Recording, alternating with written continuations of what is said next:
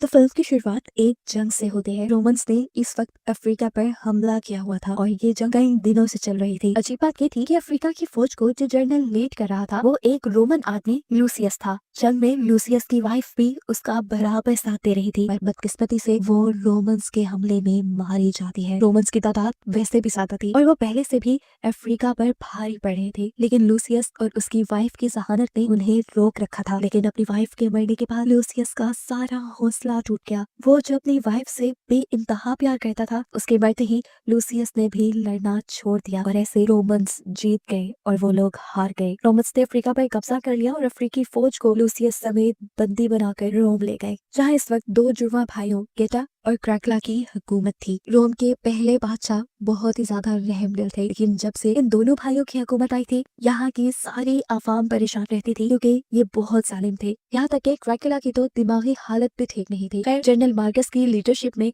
इन्होंने ये जंग जीत दी थी, जिसके जश्न के तौर पर गेटा एक प्रोग्राम रखता है अपनी और अपनी आवाम की एंटरटेनमेंट के लिए। ये एक फाइटिंग प्रोग्राम था जिसमें अब वो लोग अपने दुश्मनों का सामना करवाने वाले थे बहुत ही भारी और खूनखार बंदरों से। लूसियस समेत बहुत सारे कैदियों को जंग के इस मैदान में लेके आया जाता है। यहाँ पे ही लूसियस को एक फ्लैशबैक आया, उसके बचपन का फ्लैशबैक। उसे ऐसा लगा कि जैसे ये जगह जानी पहचानी है, वो यहाँ रहता हो। उसे याद आया कि बचपन में जब वो छोटा था तो इसी मैदान से उसकी मॉम ने उसे कुछ सोल्जर्स के साथ यहाँ से भेज दिया था। साफ मतलब है कि लूसियस का इस जगह से कोई गहरा ताल्लुक है। प्रेजेंट में देखने को मिलता है कि यहाँ जंग के मैदान में जंग शुरू हो गई थी। दुश्मन सोल्जर्स के ऊपर खूनखार बंदरों को छोड़ दिया गया था। जो खूनखार बंदर एक ही लम्हे में हमला करके बहुत सारे सोल्जर्स को मार चुके थे। उनके मारने का अंदाज ऐसा था कि सोल्जर्स अपने आप को बचा भी नहीं पा रहे थे। लूसियस और उसके साथ के एक दो साथी पहले दूर खड़े हुए ये नजारा देखते रहे और फिर अपनी हिम्मत, अकल और बहादुरी से उन्होंने आगे बढ़कर उन बंदरों का मुकाबला किया। पीछे से उनके ऊपर हमला करते हुए उनको काबू करके आखिर ये लोग उन्हें मारने में कामयाब हो ही गए। यहाँ हम नोटिस करते हैं कि लूसियस को लड़ते हुए रोम के एक्स जनरल मैक्रिनस बहुत ही गौर से देख रहे थे और इस गेम प्रोग्राम के खत्म होते ही वो लूसियस को अपने पास भी बुलाते हैं। वो लूसियस से मिलते ही पहले उसकी तारीफ करते हैं, उसकी लड़ाई और हौसले की। वो उससे कहते हैं, मैंने तुम्हारी ताकत देखी है और उसे देखते हुए मैं ये चाहता हूँ कि तुम मेरे लिए लड़ो, मेरे ग्लैडिएटर बन जाओ, जिसके बदले में मैं तुम्हें एक बहुत ही अच्छी शानदार जिंदगी दूंगा। वरना तुम जानते तो हो कि यहाँ कैदियों के साथ क्या सलूक किया जाता है। ऑफर जनरल मैक्रिनस की बुरी नहीं थी, लेकिन इस ऑफर को सुनते ही लूसियस हंसने लगा। जनरल सवालिया नजरों से उसे देख रहे थे। तब लूसियस ने कहा, मैं यहाँ किसी और मकसद से नहीं आया, मैं यहाँ आया हूँ तो आपके जनरल मार्कस की मौत के लिए। मुझे उसका सर चाहिए क्योंकि उसने मेरी बीवी को मारा है। ये सुनते ही जनरल उसे कहते हैं, तुम्हारा काम मेरे जिम्मे, तुम्हें मार्कस का कटा हुआ सर मिल जाएगा, लेकिन इसके बदले तुम मेरी बात मानोगे। सीन कट होकर अब हमें जनरल मार्कस को उनकी वाइफ लुसीला के साथ दिखाया जाता है। लुसीला रोम की शहजादी थी। ये रोम पहले उसके डैड का था और उसके डैड के मरने के बाद ये सारा रोम लुसीला के हस्बैंड को दे दिया गया, जिसकी भी एक जंग में मौत हो गई। और अब लुसीला की जनरल मार्कस से शादी की गई थी। यहाँ जनरल मार्कस लुसीला से बात कर रहे थे कि अब इस हुकूमत के हकदार वो है, गेटा और कार्कला नहीं। इसीलिए उन्होंने बगावत का प्लान किया है और कुछ दिन बाद वो खुद गेटा और कार्कला के खिलाफ एक बड़ी जंग रखने वाले हैं। कई सीन कट होकर हमें दिखाया जाता है कि लूसियस को दोबारा एक ग्लैडिएटर से, यानी एक प्रोफेशनल फाइटर से लड़ने के लिए बुलाया गया था और ये फाइट भी सिर्फ यहाँ के एम्परर्स यानी यहाँ के हुक्मरानों की एंटरटेनमेंट के लिए रखी गई थी। इस मर्तबा जो ग्लैडिएटर लूसियस के मुकाबले में आया था वो सालों से चैंपियन रहा था और आज तक उसे कोई हरा नहीं पाया। इसी वजह से वो लूसियस पे भी भारी पड़ता रहा, लेकिन लूसियस ने भी हिम्मत नहीं हारी। पहले अपने डिफेंस के लिए लड़ा और आखिर फिर सामने वाले ग्लैडिएटर की कमजोरी को भांपते हुए उसके हाथों को पकड़कर कंट्रोल करते हुए उसी के चाकू से उसे स्टैब करके मार देता है। ये वो टाइम था जब सब हैरानी से खड़े हो गए थे। लूसियस ने अब तक के सबसे एक्सपीरियंस ग्लैडिएटर को मार डाला था। गेटा भी इस टाइम लूसियस से इम्प्रेस होकर उसकी तारीफें करने लग जाता है। गेटा की तारीफ के जवाब में लूसियस ने यहाँ उसे एक पोइम कही। ये पोइम बचपन में उसे उसकी मॉम ने सुनाई थी और ये रोमन लैंग्वेज में थी। सभी इस पोइम को सुनकर हैरान हो गए और फौरन जनरल मार्कस भी आकर यहाँ से लूसियस को ले गए। जेल में जाने के बाद उन्होंने लूसियस से सवाल किया, आखिर तुम कहाँ से हो, तुम पैदा कहाँ पे हुए थे? क्योंकि अब ये पोइम सुनने के बाद उन्हें भी शक होने लगा था कि कहीं ये लुसीला का बेटा तो नहीं। लेकिन मैक्रिनस के 100 मरतबा पूछने पर भी लूसियस इस बात को साफ नहीं बताता। सीन कट होकर अब हमें जनरल मार्कस को दिखाया जाता है जो अपनी बगावत की तैयारी कर रहे थे। इस वक्त यहाँ के सेनेटर, बहुत सारे हुकूमत के जासूस और खास लोग भी जनरल मार्कस का साथ देने को इसलिए तैयार हैं क्योंकि वो यहाँ के एम्परर यानी बादशाह गैटा की ज्यादतियों से तंग आ चुके हैं। जनरल मार्कस इन सबको बताते हैं कि उन्होंने अपनी खास एक फौज बनाई है जिसमें लगभग 5000 आदमी हैं और वो उसी फौज के जरिए इस महल के ऊपर हमला करवाएंगे। अब अगला दिन आ जाता है और हम देखते हैं कि गैटा ने एक और ग्लैडिएटर के साथ लड़ाई रख ली थी, वो भी लूसियस और उसके आदमियों के लिए। इस मर्तबा ग्लैडिएटर था एक राइनोसोर और उसको रोमन सोल्जर ही कंट्रोल कर रहा था। अगर कोई राइनोसोर के हाथों बच जाता तो ये सोल्जर कोड़े मार के उस आदमी को खत्म कर देता। ये लड़ाई इतनी खतरनाक थी कि इस मैदान से किसी भी कैदी का बचकर जाना नामुमकिन था। लड़ाई शुरू हो जाती है। लूसियस से पहले उसके कई साथी कैदी को इन राइनोसोर्स के मुकाबले में लाया जाता है जिनको राइनोसोर अपनी एक एक टक्कर की वार से ही मार चुका था। और अब फाइनली बारी आई थी लूसियस की। लूसियस ज़हीन था। वो राइनोसोर के पहले हमले से तो साइड पे हटकर अपनी जान बचाता है और दूसरी मर्तबा जब राइनोसोर हमला करने के लिए लूसियस के करीब आया तो उसने मैदान से मिट्टी उठाकर उसे हवा में ऐसा उड़ाया कि राइनोसोर को वो नजर ही ना आए। ये करते ही वो दीवार की तरफ मुड़ गया और राइनोसोर ने जैसे ही उसे देखकर उसके ऊपर हमला करने की कोशिश की तो एक और मर्तबा लूसियस वहां से हट गया और ऐसे राइनोसोर का सींग दीवार में धंस गया। अब क्योंकि राइनोसोर से वो बच चुका था इसलिए राइनोसोर के ऊपर बैठा सोल्जर लूसियस से लड़ने के लिए नीचे उतरा और ये ग्लैडिएटर पहले ग्लैडिएटर से भी कई ज्यादा ताकतवर और एक्सपीरियंस था। उसकी मूव्स भी लूसियस को समझ नहीं आ रही थी। लूसियस अपने आप को बचाने की तो भरपूर कोशिश करता है लेकिन वो इस दौरान कोई भी हमला सामने वाले ग्लैडिएटर पर नहीं कर पा रहा था। इससे पहले कि लूसियस अपनी कोई चाल चलता उससे पहले ही सामने वाला ग्लैडिएटर लूसियस के ऊपर हमला करके उसे नीचे गिरा देता है। यहाँ लड़ाई खत्म हो चुकी थी। वो ग्लैडिएटर लूसियस को जान से मारने ही वाला था लेकिन तभी गैटा ने एक इशारा करके ये लड़ाई रुकवा दी क्योंकि वो लूसियस को एक और मौका देना चाहता था। उसे लूसियस का टैलेंट पसंद आया था। लूसियस को मौका देते हुए गैटा ने वही पोइम पढ़ी थी जो पिछली गेम में जीतने के बाद लूसियस ने उसके लिए कही थी। गैटा के मुंह से ये पोइम सुनकर लूसीला को बहुत सारी पुरानी बातें याद आई। ये पोइम उसे सुनी सुनी लग रही थी लेकिन उसने ये कहाँ सुनी थी, कहाँ पढ़ी थी, उसे याद नहीं आ रहा था। कमरे में जाके भी वो इसी सोच में सी कश्मकश में पड़ी रही और आखिर उसे याद आ ही गया कि जब अपने हस्बैंड के मरने के बाद वो लूसियस यानी अपने बेटे को दूसरे सोल्जर्स के साथ यहाँ से भेज रही थी तो तब उसने अपने बेटे से ये पोइम कही थी। ये देखकर लूसीला समझ गई कि लूसियस कोई और नहीं बल्कि उसका सगा बेटा है। यहाँ फ्लैशबैक में हमें दिखाया जाता है कि आखिर क्यों लूसीला ने लूसियस को अपने से इतना दूर भेज दिया था। लूसियस के जब डैड एक जंग में मरे थे तो उस टाइम लूसियस की उम्र बहुत छोटी थी और कानून के मुताबिक अगला बादशाह लूसियस ही होने वाला था लेकिन उसकी छोटी उम्र की वजह से कोई भी उसे मारकर ये तख्त ले सकता था। अपने बेटे की जान बचाने के लिए तब लूसीला ने बहुत बड़ा फैसला किया और अपने बेटे को यहाँ से बहुत दूर भेज दिया। लूसीला अब और देर ये तख्त, ये हुकूमत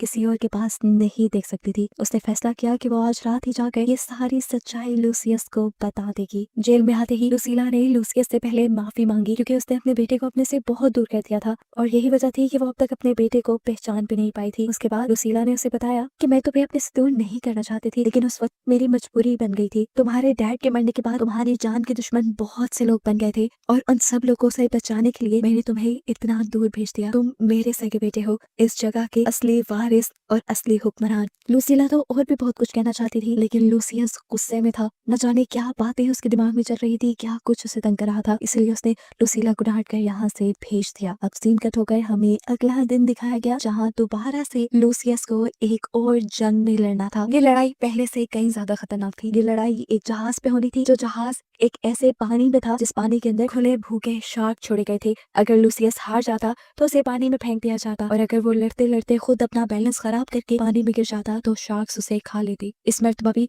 वो बहादुरी से लड़ता है और अपने सामने वाले ग्लैडिएटर को मारकर वो एक तीर दोबारा उठाता है और जनरल मार्कस की तरफ फेंकता है। उसने ये वार इसलिए किया था क्योंकि जनरल मार्कस ने उसकी बीवी को मारा था और वो यहाँ पर सिर्फ जनरल मार्कस को मारने के लिए ही आया था। यहाँ पर लूसियस का निशाना चूक गया और तीर लगा गैटा की कुर्सी पर। मरा तो कोई भी नहीं लेकिन जनरल मार्कस अपनी सिक्योरिटी के चलते यहाँ से उठ गए। वो अपने कमरे में गए तो हमने देखा वो अभी भी अपनी जंग की तैयारी में लगे हुए हैं। तब लूसीला उनके पास आई और उन्होंने सबसे बड़ी खबर जनरल मार्कस को ये दी कि उनका बेटा यानी लूसियस वापस आ गया है जो इस जगह का, इस तख्त का असली हकदार है। इस बात ने जनरल मार्कस को बहुत बड़ा झटका दिया था क्योंकि वो तो खुद यहाँ पे हुकूमत करने के सपने देख रहे थे। खैर देखने को मिला कि इनकी ये बातें चुपके से एक मेड ने भी सुन ली और उसने जाकर ये बात जनरल मैक्रिनस को बताई, जो यहाँ के पुराने जर्नल हैं और जिन्होंने लूसियस को शुरू में अपना ग्लैडिएटर बनने की ऑफर भी की थी। अब ये जर्नल और स्पाई जिनको खबर मिली थी कि लूसियस यानी लुसीला का बेटा वापस आया है, वो ये खबर जाकर यहाँ के बादशाह यानी गैटा और कारगला को दे देते हैं। यानी उन्होंने जनरल मार्कस को धोखा दे दिया था और सारी बातें जाकर बादशाह को बता दी थी कि पहले तो जनरल मार्कस बगावत करने वाला है और आपसे जंग करने वाला है इस तख्त के लिए, और दूसरी खबर उन्होंने ये दी थी कि लुसीला का बेटा वापस आ चुका है जो अब उनसे ये तख्शील लेगा। ये सुनकर इन दोनों को गुस्सा आ गया और गैटा ने फौरन लुसीला और जनरल मार्कस को बंदी बनवा लिया यानी कैद करवा दिया। सीन कट होकर हम जेल में लूसियस को देखते हैं जिसके पास एक सोल्जर बैठा हुआ था। ये सोल्जर उसे यहाँ की पुरानी कहानियां बता रहा था, यहाँ के पुराने ग्लैडिएटर्स और यहाँ के पुराने हुक्मरानों की कहानियां, जिसमें उसके डैड का नाम भी था मैक्सिमस। लूसियस इस आदमी के जरिए अपने डैड के बारे में और भी बहुत कुछ जानने की कोशिश करता है और ये आदमी उसे उसके डैड के बारे में बताते हुए एक ऐसी जगह पर ले जाते हैं जहाँ पर उसके डैड का आर्मर और उनकी तलवारें रखी हुई थी, जिन्हें देखकर लूसियस को काफी सारे अपने बचपन के फ्लैशबैक्स याद आए थे और उसे यकीन आ गया था कि लुसीला झूठ नहीं बोल रही, वो खुद मैक्सिमस और लुसीला का बेटा है। खैर अगले दिन दिखाया जाता है कि बादशाह गैटा ने दोबारा एक और जंग रखती है, वही जंग वही फाइटिंग प्रोग्राम जो हर रोज वो एंटरटेनमेंट के लिए रखते हैं, और इस मर्तबा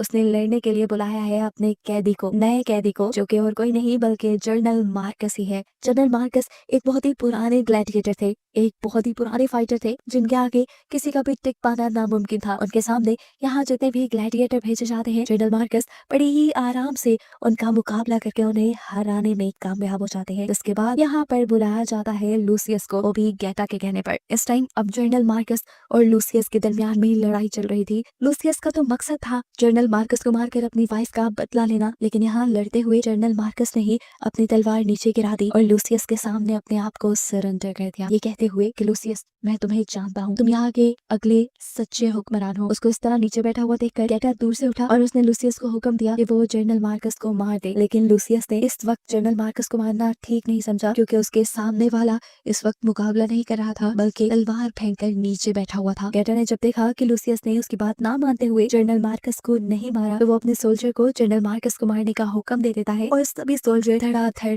उसके ऊपर तीर बरसाकर उसकी जान ले लेते हैं। ये देखकर लूसियस को एक बहुत बड़ा झटका लगा। उसे दुख तो हुआ था जनरल मार्कस की मौत का, लेकिन उसने इस मौत को सियासत की तरह अपने लिए इस्तेमाल किया और सारी आवाम से चिल्ला के कहा, देखो ये बादशाह ने क्या करवाया, यहाँ के सबसे महान जर्नल को मरवा दिया जो सालों तक तुम्हारे बादशाह के लिए तुम्हारे लिए लड़ते रहे। अगर इतने महान इंसान की जान की कीमत यहाँ कुछ नहीं, तो देख लो इस बादशाह के लिए तुम्हारी जानों की कीमत क्या है। एक दिन वो तुम सबको भी मरवा देंगे। ये सुनकर यहाँ आवाम को भी गुस्सा आ गया और वो भी अपने बादशाह यानी गैटा के खिलाफ हो गए। देखते ही देखते ये मुहिम इतनी ज्यादा बढ़ गई कि लोग रातों में भी सड़कों पे निकल आए धरने देने के लिए और गैटा को हुकूमत से उतारने के लिए। इस दौरान जब पूरे शहर में दंगे और फसाद हो रहे थे, जनरल मैक्रिनस ने अंदर एक और फसाद करवाया और जाकर बादशाह कारगिला, जो कि बादशाह गैटा का भाई था, उससे कहा कि गैटा कभी भी आपको बादशाह नहीं बनने देगा, वो हमेशा यहाँ पूरे रोम पे अपनी ही हुकूमत रखना चाहता है और अपनी ही हुकूमत रखेगा, देख लीजिएगा आप लोग। कारगिला जो दिमागी तौर पे थोड़ा कमजोर था, वो जनरल मैक्रिनस की बातों में आ गया और उसने जाकर गुस्से में गैटा के ऊपर हमला कर दिया।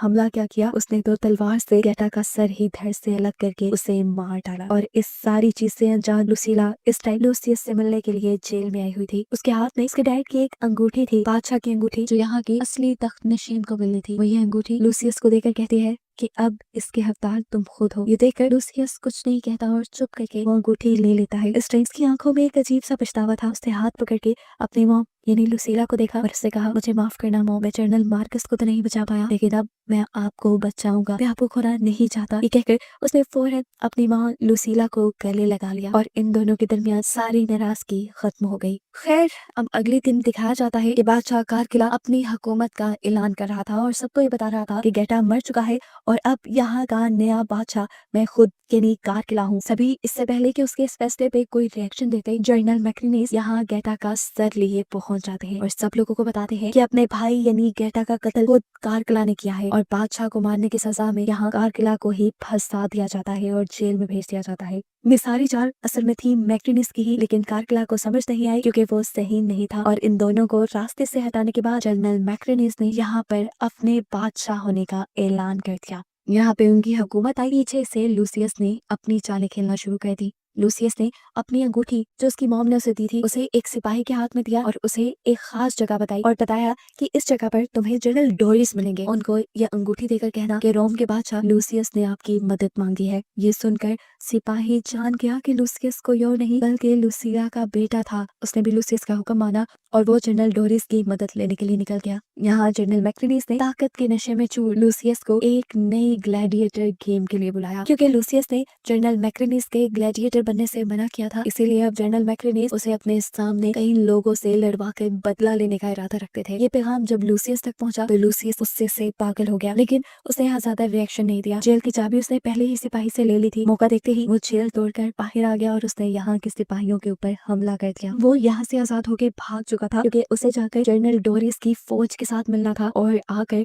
यहाँ जनरल मैक्रिनिस के ऊपर यानी रोम के ऊपर हमला करना था अपनी हुकूमत अपना हक लेने के लिए। इस बात को ज्यादा देर नहीं लगती और ये खबर जनरल मैक्रिनिस तक भी पहुंच जाती है कि जनरल डोरिस अपनी पूरी फौज के साथ यहाँ हमला करने के लिए आ रही है। ये देखकर उन्होंने भी ये जो प्रोग्राम सेट किया हुआ था उस प्रोग्राम से उन्हें उठना पड़ा और जंग के लिए तैयार होना पड़ा। कुछ देर बाद हमें एक जंग का माहौल दिखाया गया जहाँ आमने सामने दो फौजें थी। एक रोमन फौज इन्हें जनरल मैक्रिनिस लीड कर रहे थे और दूसरी फौज इसे लूसियस और जनरल डोरिस लीड कर रहे थे। हालांकि लूसियस और जनरल डोरिस की फौज कम थी लेकिन इनकी बहादुरी और जुर्रत बहुत ज्यादा थी। ये फौजें आपस में लड़ने लग जाती है। अब यहाँ जहाँ दो फौजें लड़ रही थी वहीं पर जनरल मैक्रिनिस और लूसियस भी आमने सामने आ गए और लूसियस ने उनसे कहा कि मैं रोम को तुम जैसे लोगों से बचाने के लिए लड़ रहा हूँ। ये कहते ही इनके दरमियान फाइट शुरू हो गई। फाइट इनकी बहुत भयानक थी। कभी लूसियस तो कभी जनरल मैक्रिनिस एक दूसरे पर भारी पड़ रहे थे। तलवारबाजी करते हुए ये लोग पानी में उतर आए लेकिन अपनी लड़ाई नहीं छोड़ी। लड़ाई करते करते एक पॉइंट वो भी आया जब आखिर